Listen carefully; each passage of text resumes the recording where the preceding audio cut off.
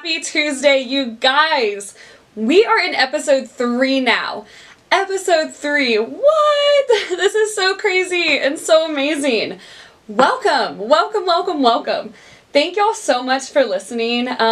This journey so far has been so exciting to me, and it just makes me so happy to create these podcasts for y'all. Honestly, it's kind of all I can think about during a day. Like, I get so excited to come home from work and work towards these, plan these episodes, record these episodes, go in and edit videos for y'all, go in and like edit the podcast. It's a whole process that goes like from week to week for me. And it's just been so much fun. Like, this is something I'm so passionate about, and it makes my heart so happy that people are listening. And yes, so welcome you guys. This week I just released episode 1 this past Tuesday. And you guys, I am just so overwhelmed with gratitude from everyone listening. We have some exciting stats from listeners all over the country. Not only that, but all over the world. I'm a huge like analytics person, so of course every single day I'm like checking where people are listening from and how many downloads and all this, and I like keeping track of all that. A huge numbers person, but you guys, all over the world, we have some listeners right now we have one from Germany, we have a few from Japan, the Netherlands, of course several cities across the country. So thank you, international, national listeners. Thank you all so much for tuning in. But yeah, episode 3, you guys. Speaking of numbers, I was kind of sent some statistics that I thought were interesting. Did you know that 90% of podcasts don't get past the 3rd episode? So I guess this is the 3rd episode, so I guess I'll hit that 90% when I record the next episode. But that's about 1.8 million people who are trying to pursue a podcast who quit. And I'm not a quitter, you guys. We're going to keep going, and I'm so pumped about this. This is actually how devoted I am to this podcast. We're going to get into this topic of what we're going to be talking about today here shortly, but just wanted to tell you all a little story about what happened this week. Kind of crazy. This is how devoted I am to the podcast, right? So I came in here actually to record this episode a few days ago, and I was in the studio, and I was getting my camera ready to shoot like these videos and stuff for everyone. And I'm still working through some things. You know, I have experience with Adobe Photoshop and like I have experience with working with equipment like this, but I'm still growing in that area. And since I handle all of this podcast management on my own, I'm growing in that area. And so what happened, I didn't know what formatting meant on a camera, you guys. I was like, oh, it says format, so that means it's going to like organize everything for me. I don't know why I thought that. I went on my camera from the previous episode that I recorded, pressed format, deleted everything. Like, deleted everything. I was on Google trying to see like what happens when you format, and it just erases everything. And I sat there for a second. I was about to start recording this episode, and I felt so defeated. I was like, oh my gosh, like, because I haven't run into any like roadblocks or anything crazy yet with this podcast, but that was my first huge one. And I was like, oh my gosh, I'm only 2 episodes in. I'm having to deal with this. Holy cow. Of course, I'm kind of freaking out a little bit. I'm like, what do I do? I'm your hype girl, but every single hype girl needs their hype girl or hype boy, right? And so mine is typically my mom. I call her with so much stuff. And so I call her after I deleted like the entire episode and haven't like, you know, posted it or anything anywhere yet. And I'm in tears. I'm like, Mom, I can't believe I just did this. Oh my gosh. And of course she was the perfect hype person that I needed at that moment. She kind of calmed me down. I put together a game plan in which I just like kind of re-recorded the podcast and everything, and even that little roadblock is not going to stop me, y'all. So that is how devoted I am to this podcast, and I want you to join me. Like, let's do this together. If you haven't already, I would appreciate it so much if you downloaded, reviewed, did the little rating on any platform that you're listening on, whether that be Apple Podcasts, on Spotify, Amazon Music, any of those. And then, of course, follow at Your Hype Girl Pod IG, on the Instagram, and on TikTok. I'm really trying to build this positive community. I think that that's, lacking a little bit on social media, so I'd love to provide that community for each of you, and let's grow this together. Y'all are my hype fam. I love y'all so much. You are so loved. If anybody hasn't told you that today, you are so loved. But let's do this. I also wanted to start doing this. I wanted to start reading a few reviews from online. So if you leave a review, I'll probably read it on an upcoming episode, and then you'll get a shout out, and it's going to be super cool. Here's a few. These first two are from Instagram. This one says, episode 1 was, in all caps, just what I needed, period. It's the perfect mindset changer for school. At _ Lauren Dotson. Okay. Thanks, Lauren. Lauren was actually one of my very best friends. Thanks for your support, sister. She's the one on the previous episode when I said I have a friend that's killing it in med school right now. That is her. So shout out Lauren Dotson, y'all. She's gonna be a big time doctor. She's so super cool. Love her to death. This one's from at Grant _ Celstein. Everyone needs an Audrey in their life. That's so sweet. Thanks for saying that, Grant. I appreciate that so much. Hope you're still listening. Appreciate it. And then this one comes from Apple Podcasts.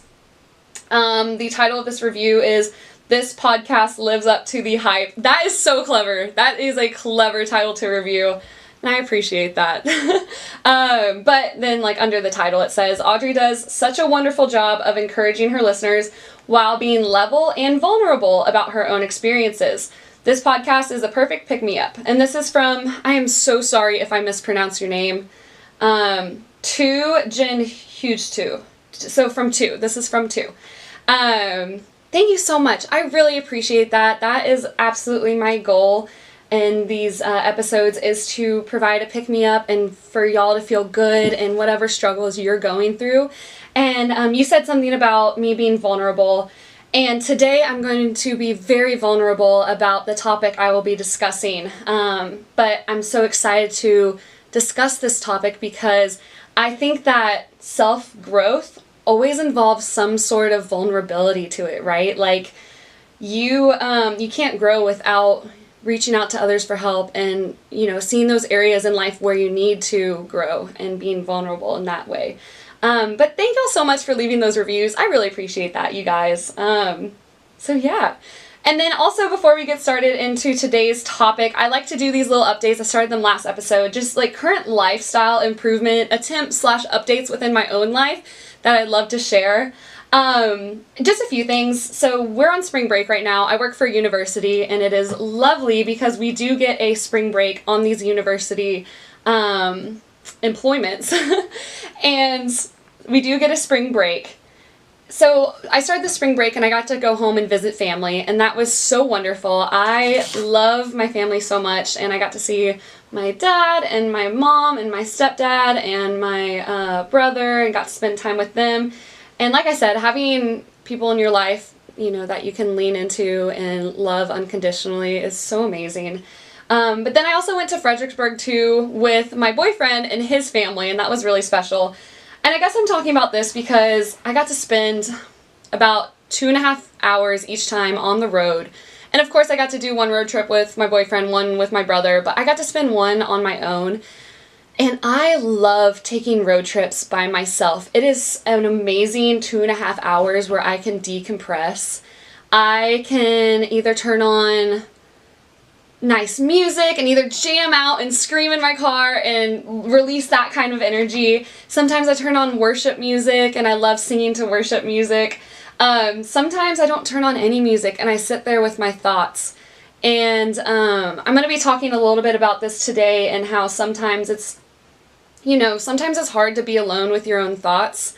And that's an area that I've really grown in, and I love alone time now. And I love sinking into my own thoughts and really noticing what's floating on my mind. And road trips are a wonderful way to do that.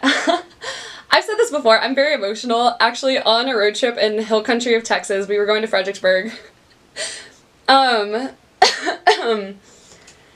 It was so pretty. The terrain was so pretty. I actually started to cry. It was so fun. We were listening to this country music, and I legit started tearing up. I'm like, isn't the world just so beautiful, and nature and everything along those lines? But that's just a few lifestyle updates, self-care things that you can be doing is just sitting with yourself, being alone, and thinking about what crosses your mind. Okay, let's get into today's episode, you guys. I'm not gonna lie, this episode is going to be slightly different than former episodes, and this will probably be, I'm not gonna lie, this episode is going to be slightly different than former episodes in the sense that I'm not going to sound very like upbeat and excited the entire episode, and I think that that's okay. I'm still your hype girl, you guys, and this episode is going to end like really happy and inspiring. I hope that you get that out of this episode. But I'm going to be talking about a topic that is very important to me, and that's going to be mental health. And I'm going to open up about my mental health struggles and the things that I have gone through and my experience with that. I'm very passionate about this after going through mental health struggles because I think that speaking about mental health is extremely important. And we need to destigmatize that notion that people should be embarrassed talking about it, right? Like, I think it's so important to talk about what's on your mind, and if you're going through something that's difficult, you should feel free to share that with people around you, and then people around you should, you know, be able to comfort you and be there for you in a sense. So, I'm going to open up about what I kind of went through. I was an NCAA Power 5 volleyball player who suffered major depression and anxiety while playing. I really want to open up to you about this experience because I've already talked about this. I want to eliminate the awkwardness that comes with speaking about mental health because people go through it and people struggle with it, and I think that's something that we should be able to talk about and express to each other.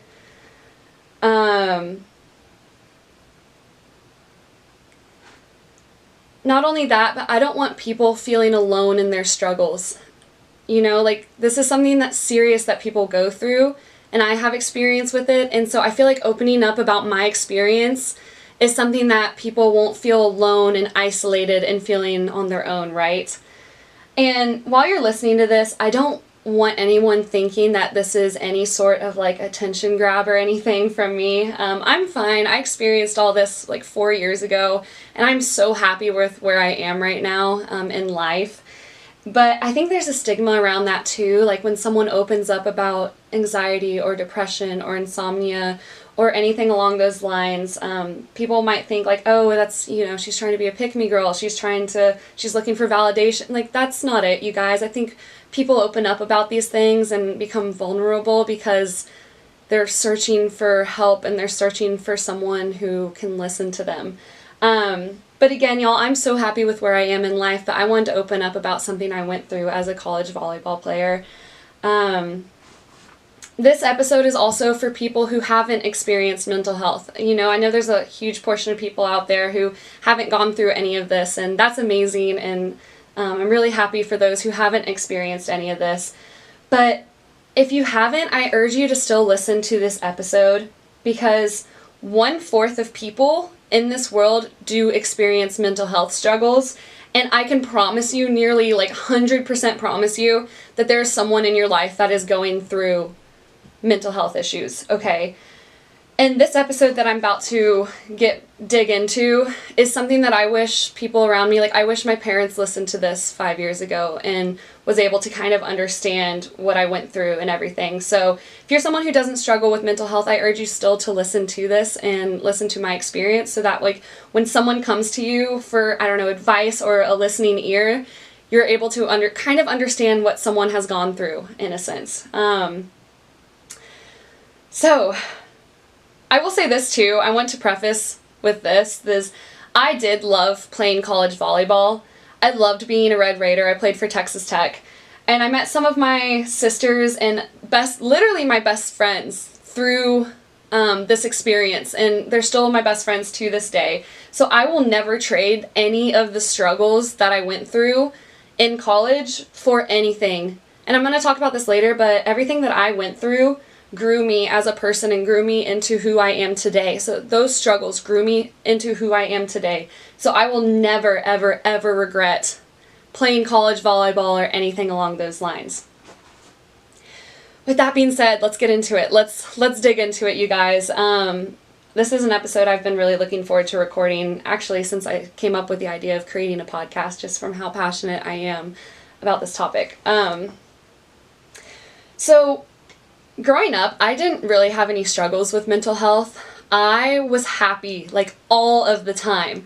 I was definitely, like, that sunshiny girl who I am today, right? Like, I've gone back to, you know, who I grew up to be. And everything, I just loved life. I took in life and loved it, loved it, loved it. I was so passionate about everything, like, anything I could get my hands on, anything that I could try. I was just so passionate and wanted to live life to its absolute fullest. So looking back on it, I say that I never grew up with any mental health struggles or anything. I did grow up with worries, though. I was definitely someone who worried a lot. I think being someone who's kind of a perfectionist and wanted things to go well all of the time, I grew up with worries, and that started at a very young age. I remember coming home from, like, first grade in elementary school, and I'd always open up to my mom. I called them worries of the day. I would come home and tell my mom what I worried about that day. So I was like, oh, I said this at school and I didn't really mean it like that, but I'm scared that someone took it in that sense. So, you know, I'm worried about that conversation, and oh, this happened at recess, so I was worried. So I definitely grew up probably with some, like, a little bit of anxiety, but I just always called them worries, and I'm a worrier, right? I had a friend in high school one time. We were in freshman year, and she had an anxiety attack, and I was with her, and I didn't really know what to do, and I didn't really know what she was going through. I think I did the right thing, and I stayed there with her, and I hugged her and told her that everything was going to be okay. She opened up to me about how, like, she one time went to the hospital for having an anxiety attack, and that she would have to go through that. And so I knew that there was something really serious about anxiety and people going through that, but I couldn't relate. I had sympathy, but I didn't have empathy because I couldn't relate to what she was going through. But that was my first touch point with mental health issues, and something that I think about still to this day. So, with that being said, you know me, I grew up super sunshiny, loving life, insanely happy. Not like, of course, my parents got divorced and stuff, and that had a few, like, sadness, a little bit of sadness in my life from that. But overall, I loved my childhood. I loved growing up. Shout out Sugar Land, Texas. I loved going to high school. Shout out Georgia Ranch High School. But let me set the stage for you here going into college, right? I got recruited to go play volleyball. I was 17 years old. I made the decision to graduate early, which meant skipping my last half of my senior year in high school and going early to train with the girls who are currently on the team. Right? So I stopped doing high school. I graduate early. And then I go to a college that's 500 miles away, which is a 9-hour drive from my hometown. Right? And I just told y'all this. I loved high school. I loved my childhood. I loved living at home with my family. I was only 17. I was a little minor about to go take on this huge world out there, right? And I was scared. I was really nervous. Not only that, but I was about to start a very long distance relationship with my boyfriend, and we'd been dating at that point for a full year. We're actually still dating to this day. So long distance relationships do work. I am excited to talk about that later on. But we're still dating to this day. But at the time, we'd only been dating for a year, and I'm like, oh my gosh, I'm about to live, he was in A&M at the time, I'm about to live 7 hours away from him. And it was really weird when I got dropped off for college. I didn't feel that initial excitement that I think everybody else felt. I just felt very fearful and nervous and scared, especially going in to play college volleyball with these girls who were like 4 years older than me. And so I was filled with a lot of fear and not a whole lot of excitement and everything like that. So I want to set the stage for that. So I'm 17 years old. And now I want to set the stage for what life is like as a college athlete. If you're a college athlete, I know you can relate to this, but for people who are not college athletes, it's hard. Being a college athlete is very hard. It's challenging. There's definitely a lot of benefits to it, so I'm not saying that there's no benefits. I overall loved being a college athlete. You know, it's wonderful. You get like tutoring, obviously, scholarships, you get free food, you get to travel around the country with like your best friends who are your teammates. So being a college athlete is a lot of fun, but it does have its struggles. Right, so we would practice for like 3 hours a day. We would go and do weights for an hour. We would have film. We would have to do recovery for an hour, which meant going to the training room and recovering your body for the next practice. We would have a full class schedule. So on top of being a student, we'd be an athlete, and we'd have a full class schedule. We would have mandatory tutorings. We would travel for several days throughout a week and then have games and have to warm up for these games and be in the hotel. And it's just a lot. It is a lot that you have to manage when you are a student athlete. And doing that at 17, 18 years old is something that takes a lot of pressure. Speaking of pressure, you always had to be on as a student athlete. Every single practice, you had to perform at your highest level. Especially like on the program that I played for, I was a DS or libero, which if you don't play volleyball, that's a back row player. It's their focus on defensive, digging, serve receive, anything along those lines, very ball control heavy. And there were 7 girls competing for that 1 or 2 spots on the court, a libero and a DS, right? So it is highly competitive. And you can make it on the starting lineup based off, obviously, how you do in practice. So every single day at practice, you had to be on. Not only that, but you were worried about being beat out, right, and getting that play time. And then on top of that, like, there's just so much pressure all over the place. I love this. We wore these, like, heart rate monitors that could see, like, where your heart rate was and how hard you were working, but it was another pressure that was added. Like, we'd be in the middle of a cardio workout, and if you weren't in the red on your heart rate monitor, if your heart rate wasn't at the absolute most it could be, then you're going to get called out for it. So, like, you are forced to go as hard as you can. Of course, being, like, making it to that level, you're already pushing yourself to the limits and you're used to doing that. But just, there's so much pressure. And then not only that, but you have to perform well in the classroom. Like, you have to make the grades. You want to do well, especially for someone like me who's, like, type A and needed to make an A in, like, every single class. So basically, there's not a whole lot of time for rest. And I kind of wanted to set the stage for those two things. I'm 17 years old, going through these adjustments and transitions, but I'm also a student athlete going through what student athletes go through. So about a month into me moving into college, I started to suffer from major sleep insomnia, which meant like I could not fall asleep to save my life. I would try and go to bed at 9 p.m. because we had to get up at 4 a.m. for our workouts. I would try to go to bed and I would just stare at the wall for hours and hours and hours on end. And I didn't know why. I was like, what's going on? What is happening here? I don't know why I can't go to sleep. And it was so frustrating. It got then to a point where I was like really nervous in the middle of the day that I wasn't going to be able to sleep that night. Like I would be in my 5 p.m. class and be like, oh, I have to be asleep in like 3 hours and oh my gosh, I'm not going to be able to sleep tonight and then I'm going to not be able to get enough rest. There were times where I would lay there. There were a few times where I pulled all-nighters because I just couldn't get myself to, my brain to stop and quiet itself and go to sleep and get in that restful state. And so I would be up until sometimes 3:30 in the morning. I'd get a quick like 30-minute nap in, and then I would have to go to 4 a.m. practice as a 17-year-old and play the absolute hardest I could and under all that pressure and at my highest level, which was nearly impossible, you know? And so that was my first experience with like, okay, my brain's doing something different here and I'm not used to this and I'm not liking it. I even like wrote out a sleep schedule and it got to a point where it'd be like 3 in the morning and I was calling my parents and my boyfriend like crying every single night and I'm like, what's wrong with me? I don't know what's happening.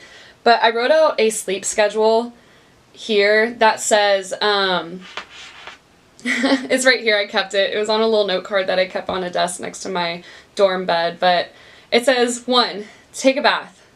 Talk to family in the bath. 2, get out of bath. FaceTime Brandon. 3, put phone down on sleep mode after putting on relaxing music. 4, stretch and roll out. 5, lay in bed and relax. Dash, if I can't fall asleep, get out of bed.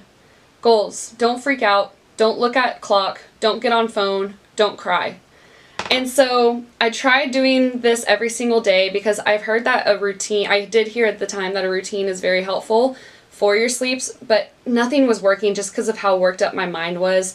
I ended up opening up about this to my trainer on the team, and the doctor ended up prescribing me like even medication to try and help me sleep, and I didn't like it. I didn't like how foggy I felt on it, so I didn't end up taking it, but like melatonin, like nothing got me to sleep.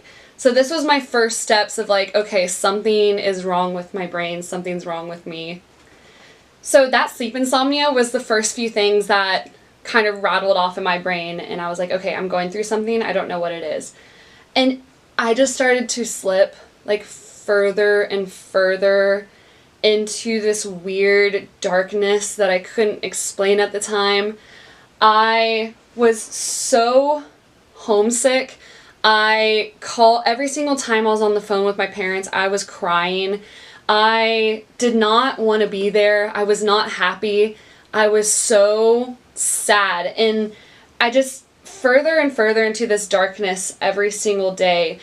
And it was so weird because I started to like lose my passion for everything and for life in general, and especially for volleyball. And I just, walking around, I just felt like I had this dark cloud hanging over me all the time. And I never labeled it as anything. I didn't call it depression or anything yet because obviously there's this stigma behind having depression. And I didn't quite understand what I was going through.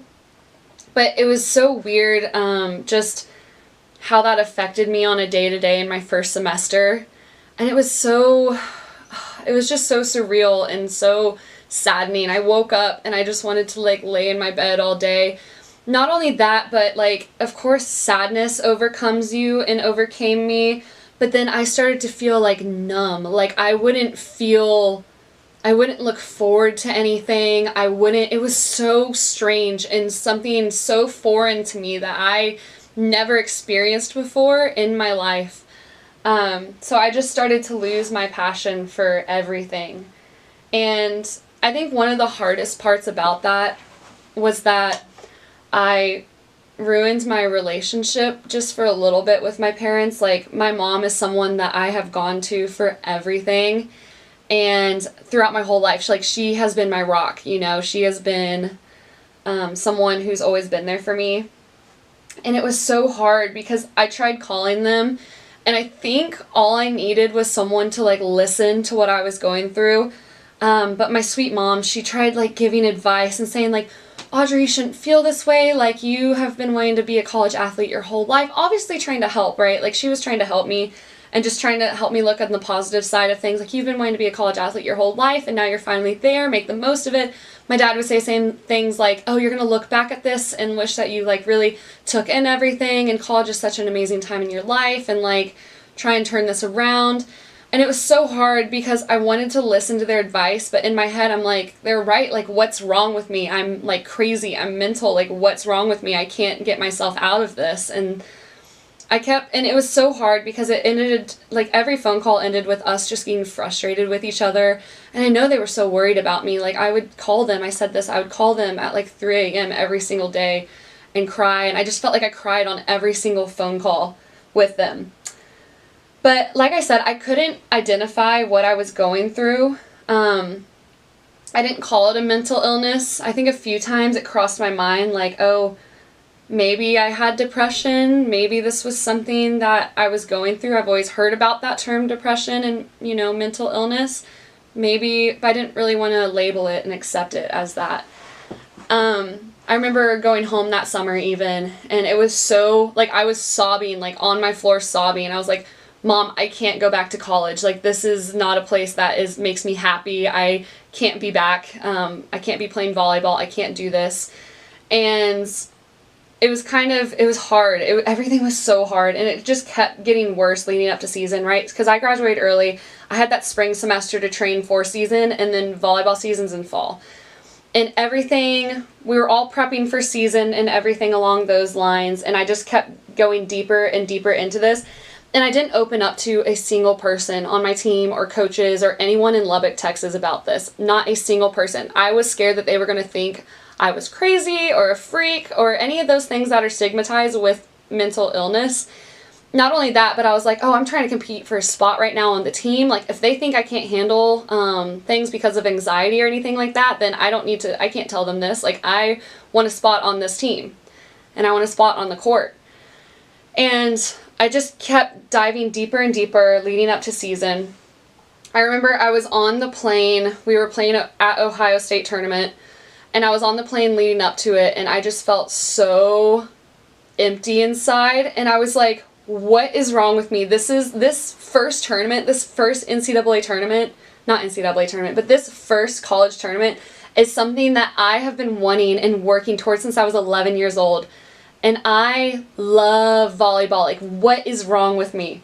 I remember just feeling so sad on the plane ride there. And my dad flew up to go watch us play, which was so super cool. And the very first night he got there, I pulled him aside in one of the conference rooms. And for about like 2 hours, I was just crying my eyes out. And I'm like, I don't know what's wrong with me. I don't know what's happening.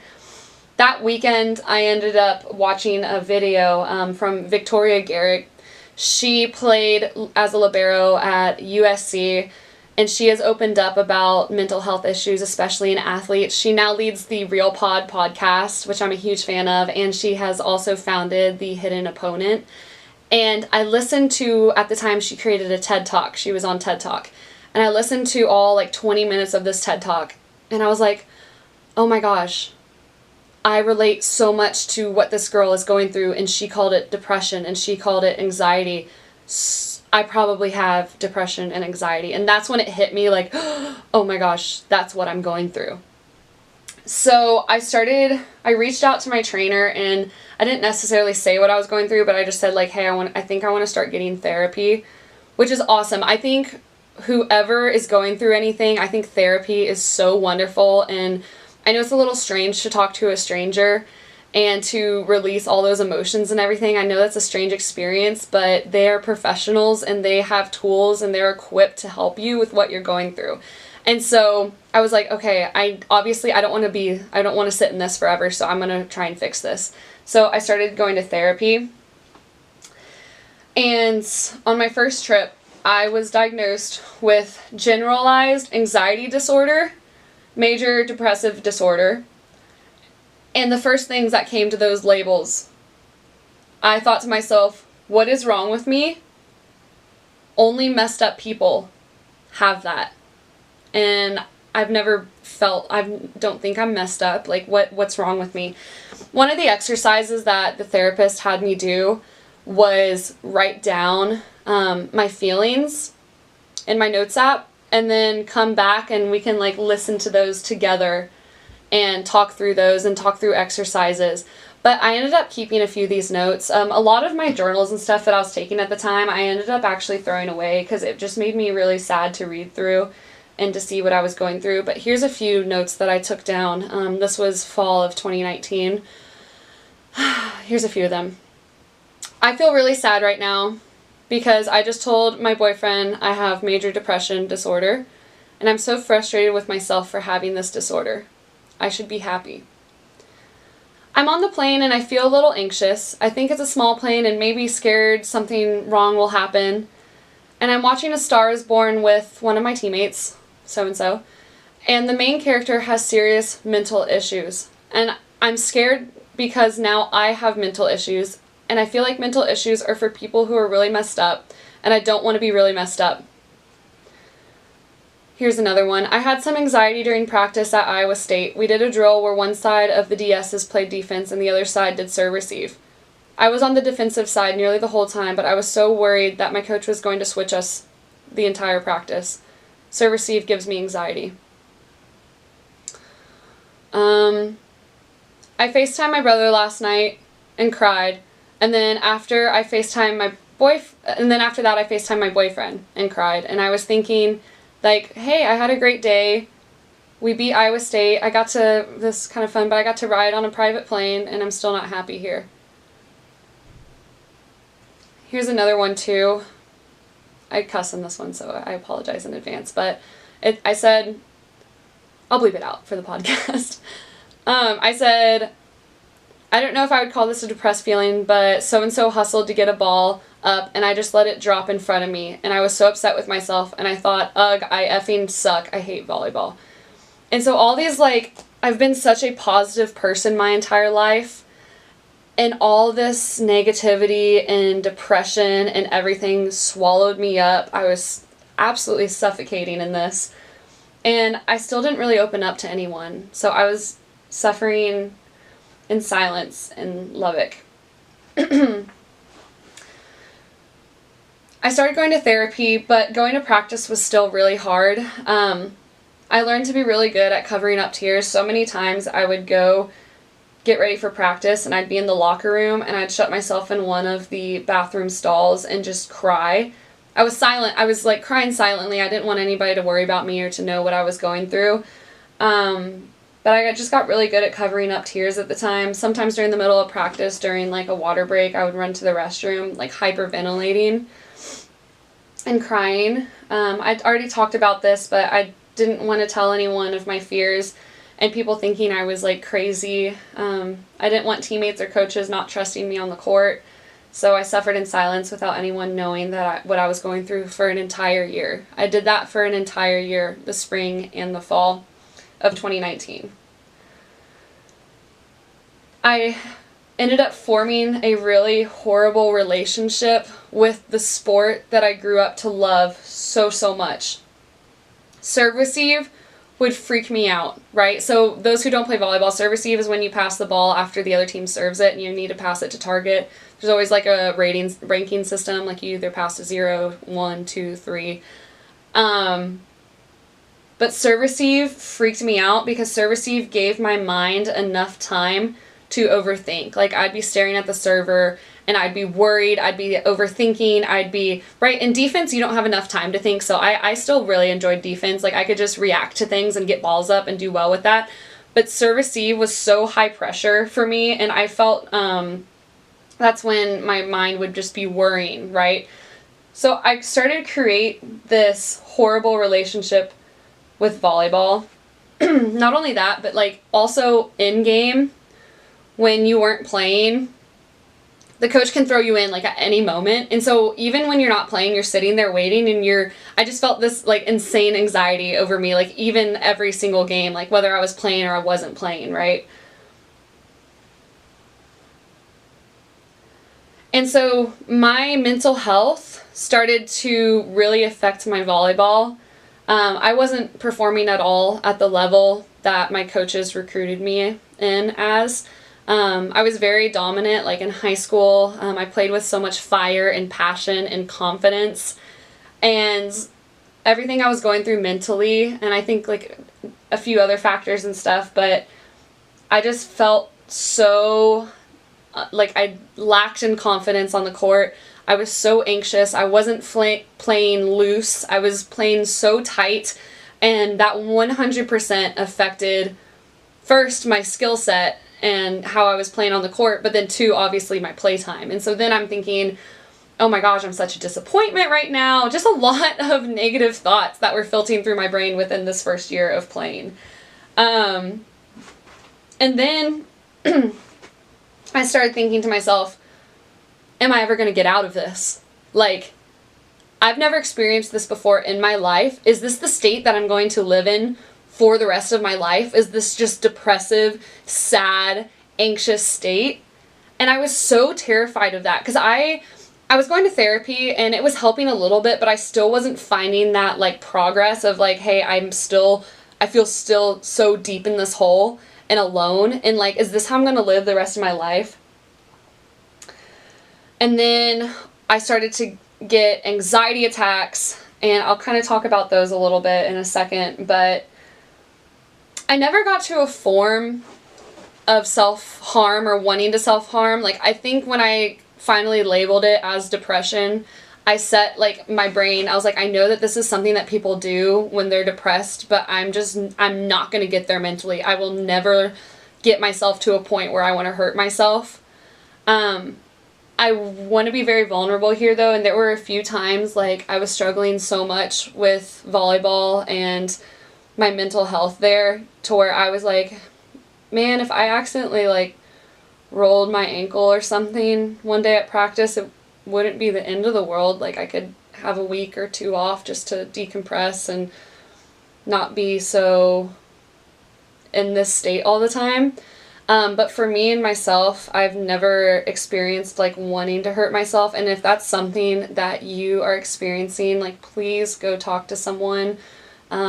Please go get some help and speak with a professional about that. That's something that I don't want anyone listening to ever go through.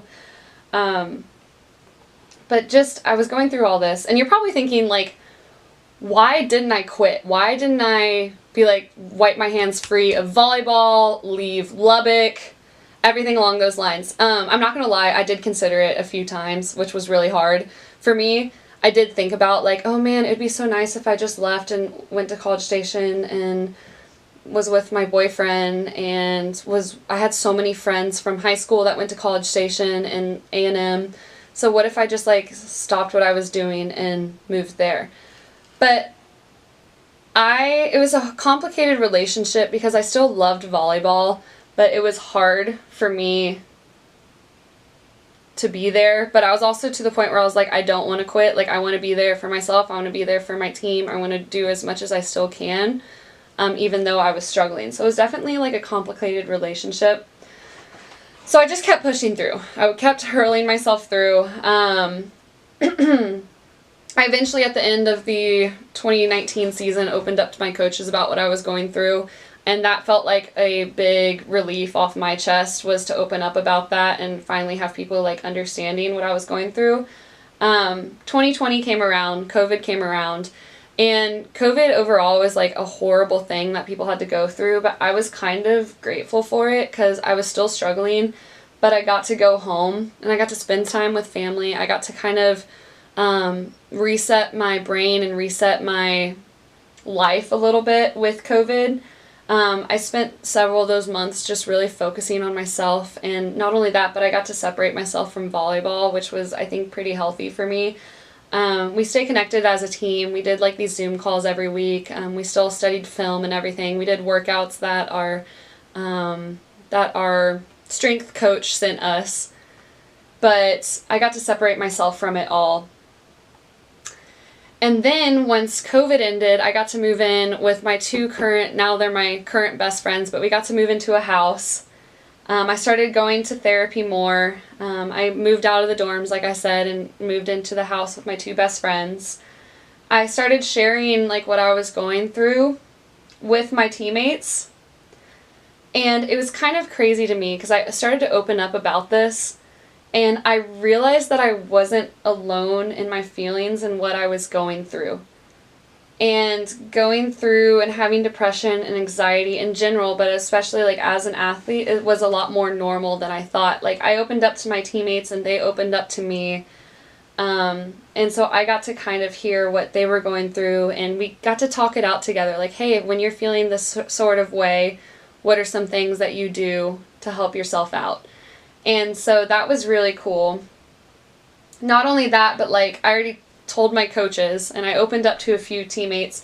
So when I was feeling really anxious in practice, I would speak up to one of my coaches or to a teammate, and I would step off the court for, like, 5 minutes, do a breathing exercise, and then step on and be okay, right? So I started to learn these techniques and exercises to help myself and to recenter myself and to be able to perform on the volleyball court. Shout out to Lindsay Dotson. She's, like, one of my very, very best friends, but she was one of the DSs in the DS group with me, and she was my absolute rock there for several semesters, where if I were feeling anxious, I'd look at her and we would, like, automatically know she would automatically know if I was going through something, and then she would help me out. Like, she would give me extra, like, high fives. She would, like, when we were off to the side waiting to get in, she would say, we would talk through things and everything. So opening up about what I was going through, and not only that, but I didn't feel alone. I was leaning on the people around me, and that was totally okay. And I started to get back to somewhat of a normalcy with what I was going through.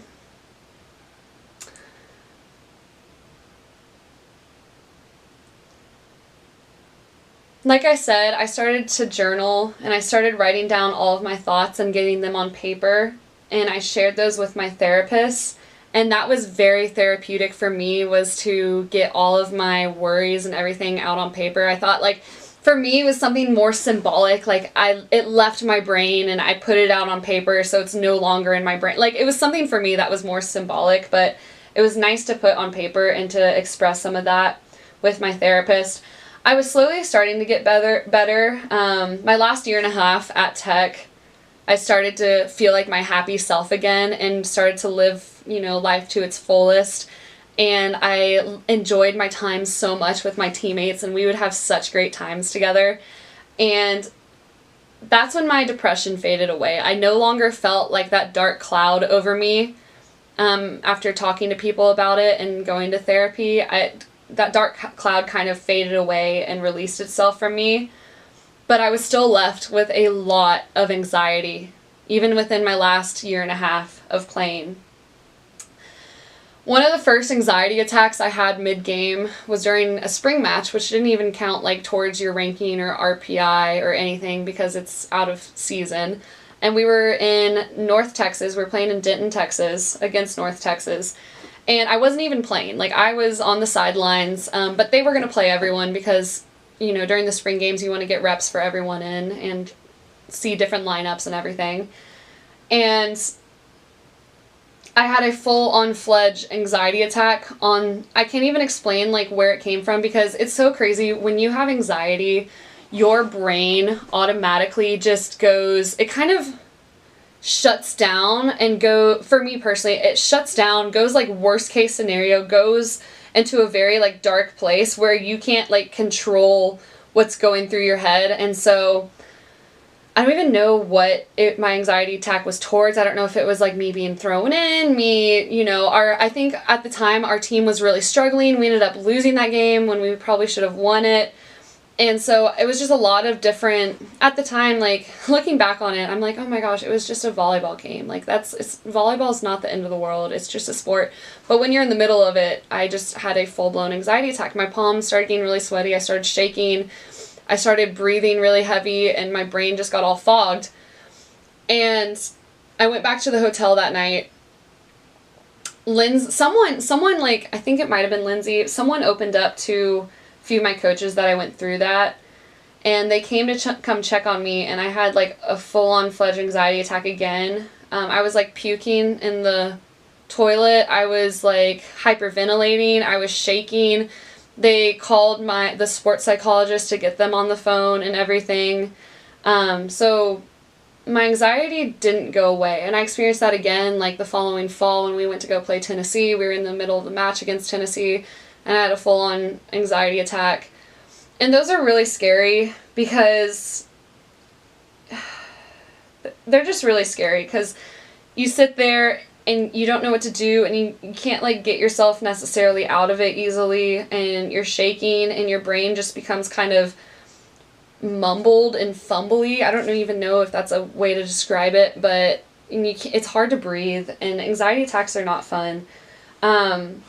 That's something that I was dealing with still later into my college career. But through going through all those anxiety attacks and everything, I started to really grasp on to certain ways to help me get through those. So there's so many things I learned from therapists and videos and friends that stuck with me and help equip me into pulling myself further out of the pool of anxiety. I want to go through tips now that has helped me pull myself out of having anxiety, anxiety attacks, everything along those lines. And here's a few things that I want to talk about that are important to me. It's okay not to be okay. Your struggles are 100% valid. And it could seem like you have everything in the world. Like, you could be playing college volleyball, you could be doing all these things that other people strive to be a part of. And it's okay to still have struggles in life. Like, you're not alone, and it's okay, right? That's the next part, is you're not alone. When I was going through all this, I thought I was crazy. I thought I was alone. I thought that only few people had this and only like messed up people go through this stuff. But it is so much more common than you think. Like, you are not alone. For one, I'm here for you. I'm here with you. I've experienced that with you. So never think that you're alone in any of the struggles that you go through. Another thing, it's okay to talk about it. You are not crazy for going through what you are going through. So please, like, open up to those around you. And I hope and pray that those around you will be able to listen and help you out. And if they don't, like, go see a professional. Please go talk to a therapist. I'm not someone who, like, ever necessarily, like, wanted to get on medication. I think that comes from my mom was like a huge essential oils kind of, not really a poppin' pills sort of household that I grew up in. But taking medicine was something that I was nervous about, so I just did therapy. But I understand too that, like, the chemical makeup in your brain is sometimes different and off, and so medicine can be a good route for that. But just seek the help that you need and talk about it. When I opened up about what I was going through and started to really lean on the people around me, that's where I found my freedom. That's where I found myself coming back to my normal state of how I lived life. And so open up about it. You're not crazy for what you're going through. This is a good one. This is something my boyfriend has told me a few times, but worrying makes you suffer twice. So you might as well not worry. What is going to happen is going to happen, right? So, like, if you're worried about failing a huge test tomorrow, it's either going to happen or it's not going to happen. I would say, like, prepare yourself in the best way possible to not fail the test, and, like, you can control that, but you might as well not worry about it, right? Like, you're just going to suffer twice if you worry. This is another good one, but this is something I heard the night of my North Texas panic attack when I was in my hotel room, like, throwing up and freaking out and everything. One of my coaches told me this, but they said this: someone with anxiety is someone who cares deeply. And I really love that, because I'm someone who does care very deeply, and I think I was having an anxiety attack that day because I really wanted our team to do well. I wanted to play well for my team. I wanted to play well for myself and my coaches. And so me having that panic attack was something that, like, I just care so deeply about this. And I think that's a good way of putting it, is someone with anxiety is just someone who cares very deeply for what's going on around them. I like this concept too, that anxiety is your body preparing yourself for what you're about to do, right? So what I've learned is, before a huge, if I'm about to speak in a huge meeting or something at work and I feel my heart rate like speeding up, that's my body acknowledging, like, that's my body getting itself ready for the task ahead. So what I do is I don't crumble under that anxiety anymore. I acknowledge it. I acknowledge the presence that my palms are a little sweaty and that my heart rate is up, but I don't let it have power over me. So I acknowledge that my body is that's just my body's way of getting me ready for the task ahead. This is a big one, but this is something my therapist said. This is a big one, and something that I think is really important, is that depression comes from focusing on the past. I agree with that. That's something that, I was missing my childhood. It was hard for me to transition into college. So I was focusing on my past. Anxiety is focusing on the future, right? Because you're nervous about what's to happen tomorrow. You're nervous about what's coming up in the next hour. Anxiety focuses on the future. So try your best to focus on the present. Just be where your feet are and notice what's happening around you. Don't focus on the past and don't focus on the future, just find joy in being in the present. And that's something. Here are a few practices that have helped me go through my anxiety. The first one, I call it like the 5 senses. So I sit down when I'm, feel an anxiety attack coming on, or if I'm just feeling anxious in general. I sit down, I close my eyes, I take deep breaths, and I go through all 5 senses. And I'm like, what am I hearing right now? And it might be birds, it might be like people talking, it might be like a buzzing sound from a computer, but it's like you go through all 5 senses. What am I hearing right now? What am I feeling right now? Like I can feel my heel right now on my chair. I can feel my fingers touching each other. I can feel, what am I smelling right now? I'm smelling a little bit of, I don't know if that's like dust or something in the air right now, but I just go through all 5 senses and take note of all that. And so it helps me get my focus away from what I'm anxious about and focus more on like what's around me and what's happening. So I call that like the 5 senses practice. And the next is the box method, right? You've heard of like breathe in for a count of 4, hold for a count of 4, breathe out for a count of 4, and everything along those lines, right? I do that a lot while meditating. I think meditating is a beautiful practice, and I think that also goes into like the 5 senses one. Another thing that my therapist helped me out with was thinking thoughts that are logical, right? Like when you're having anxiety, I automatically go like worst case scenario. So many times I'm like on a plane and I'm like, oh my gosh, it's gonna crash. Like what if it crashed? Like or I'm driving in a car, like, oh my gosh, the car's gonna crash. Or I'm somewhere and I'm like, oh my gosh, what if someone like sets off a bomb or something? Like my brain automatically goes worst case scenario. But just think, my therapist would be like, okay, well, how many plane crashes have you been in? And I'm like, well, none. And he's like, how common are plane crashes? And I'm like, I don't know, I maybe see him on the news like every once in a while. And then he would be like, okay, so the odds of a plane crash happening is not huge, right? And so just reminding yourself to think logically while you're going through that. I know it's hard sometimes and your brain like consumes you and everything, but that's just a good practice for me. But I'm really happy with where I am now, and I've finally overcome a lot of that. Obviously depression, I'm not depressed anymore. I've overcome my anxiety.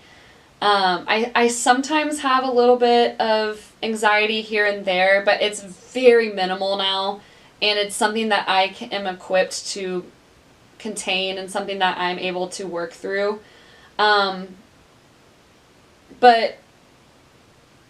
what I went through in college and suffering and everything is something that has stuck with me a lot in life. Like, I had to stop listening, this is kind of sad, but I had to stop listening to Casey Musgraves because that was a artist that I listened to a lot in 2019, and so every single time I hear a Casey Musgraves song, I automatically think back to that time. And my sweet dad, he like gave me the song of like Rainbow from Casey Musgraves, and he's like, oh, this is like your song.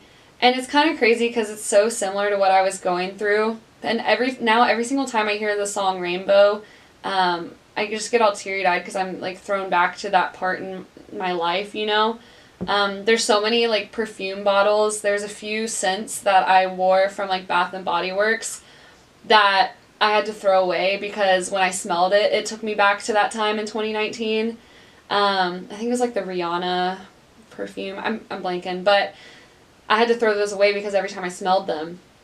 Isn't it crazy that your senses like can take you back? Like you can hear a song and it'll take you back to a certain point in time in your life. I think that's so crazy and cool, but those are just a few things that took me back, unfortunately, like to 2019. Not only that, but I couldn't touch a volleyball for like a full year after I graduated. I had a really hard relationship with volleyball after going through that, and I know I needed some time off from the sport. I felt so bad too because I had like club coaches and stuff reach out to me and they're like, hey Audrey, I want you to come help like coach at this camp. Hey, I want you to club coach. I want you, you know, like I got a lot of offers of being able to be back into the space of volleyball. But I turned each one of those down because I just didn't want to be associated with that sport for a little bit, just because of how, like, I don't know if traumatized is the word, but just how traumatized I was from my experience of going through all that in college. But it started to fade away, and I started to find my love again for the sports. I started really getting into, like, watching the sport again and watching the NCAA tournament. And I'm actually now playing in a sand tournament tomorrow, which I'm really excited about. So it started to come back to me, which was great, but it definitely stuck. Those moments definitely stuck with me for a while. But I am in just my absolute favorite place in my life right now. I am so happy and full of joy, and I love each and every day and just grasp it and want to make the absolute most out of it. I barely deal with anxiety or panic attacks anymore, and it's amazing. On the rare occasion that I do, I'm very well equipped to handle them now. I have the tools in my toolbox to do so, so they don't scare me anymore. I don't let them have too much power over me.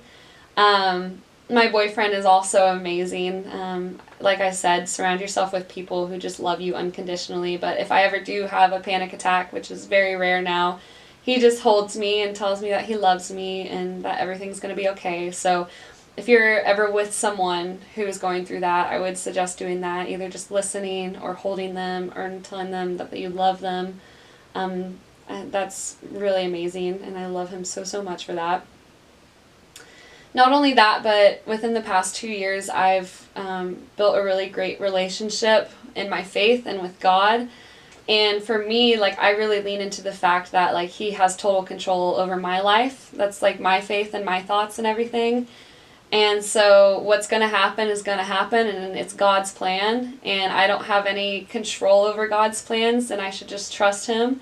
If you are religious and strong in your faith, there's a few Bible verses that remind me of this, but I really lean into Matthew 6:34.